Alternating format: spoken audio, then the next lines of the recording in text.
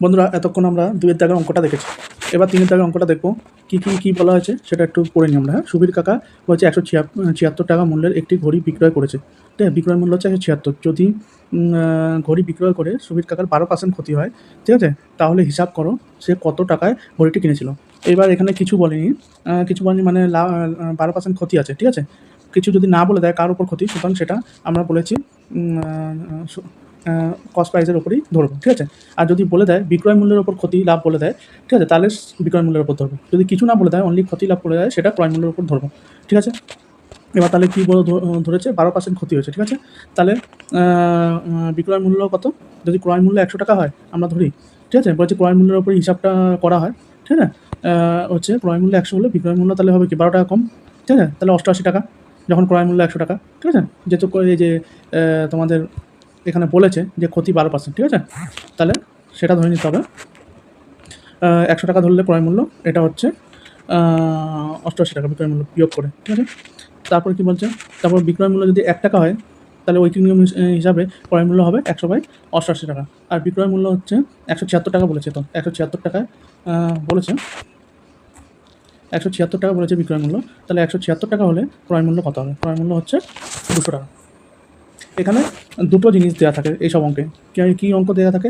একটা হচ্ছে normal figure, এটা হচ্ছে নর্মাল ফিগার। আরেকটা ফিগার দেওয়া থাকে তোমার পার্সেন্টেজের উপর, শতকরার উপর, ঠিক আছে? সেটাই আমরা দোকানে গেলেই বলে না, ফ্ল্যাট 50% অফ, ফ্ল্যাট 20% অফ।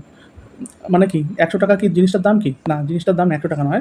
যদি 100 টাকা, যদি, জিনিসটা কিন্তু ভালো করে বুঝি, যদি 100 টাকা হয়, যদি 100 টাকা হয়, তাহলে তুমি 50 টাকা অফ পাবে, মানে তুমি আমায় 50 টাকা দেবে। কিন্তু আদতে কি সেটা 100 টাকাই হয় সবসময়? বেশিরভাগ ক্ষেত্রে 100 টাকা হয় না। যে জিনিসটার দাম কখনো ফ্ল্যাট 50%, কখনো 5,000 হয়, কখনো 10,000 হয়, কখনো 500 হয়, ঠিক আছে? 500, এবার 500 তাহলে ও বলেছে 50% অফ দেবে। ভালো করে জিনিসটা বুঝবে। এইটা হচ্ছে যদি, ঠিক আছে?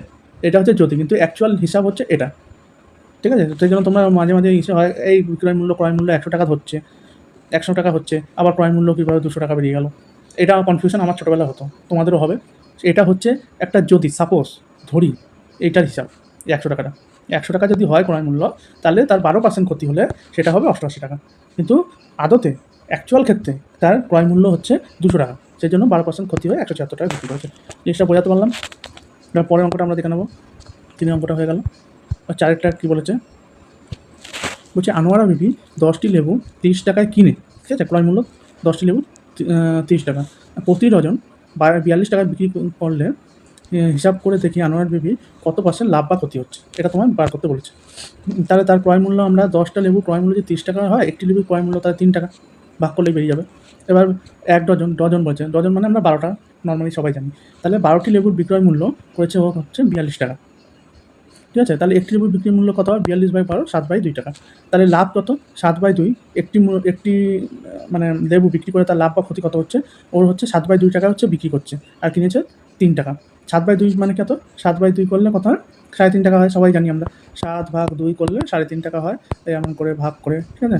এখন তো তোমরা বড় হয়ে গেছো, অনেক কিছুই বুঝে গেছো, তো 3.5 টাকা হয়। তাহলে 3 টাকায় ও কিনে 3.5 টাকায় বিক্রি করছে, তাহলে কত টাকা লাভ হচ্ছে? হাফ বা 0.5, তুমি যাই বলো, ঠিক আছে? হাফ লাভ হচ্ছে। তাহলে শতকরা তার লাভ বা ক্ষতি বার করতে বলেছে। এখানে কিন্তু ক্রয় মূল্য, বিক্রয় মূল্য, মানে বিক্রয় মূল্য বলেনি, কিছু বলেনি, মানে আমরা শতকরা লাভ বা ক্ষতি ক্রয় মূল্যের উপর বার করবো, বারবার বলেছি।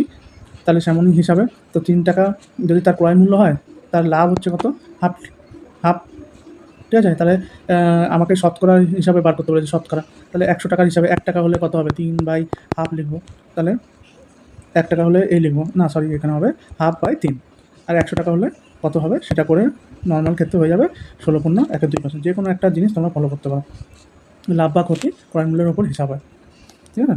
তাহলে তোমার অমন ঐকিক নিয়মে তোমরা বার করে নিতে পারো, বা নর্মাল এই নিয়মে বার করে নিতে পারো।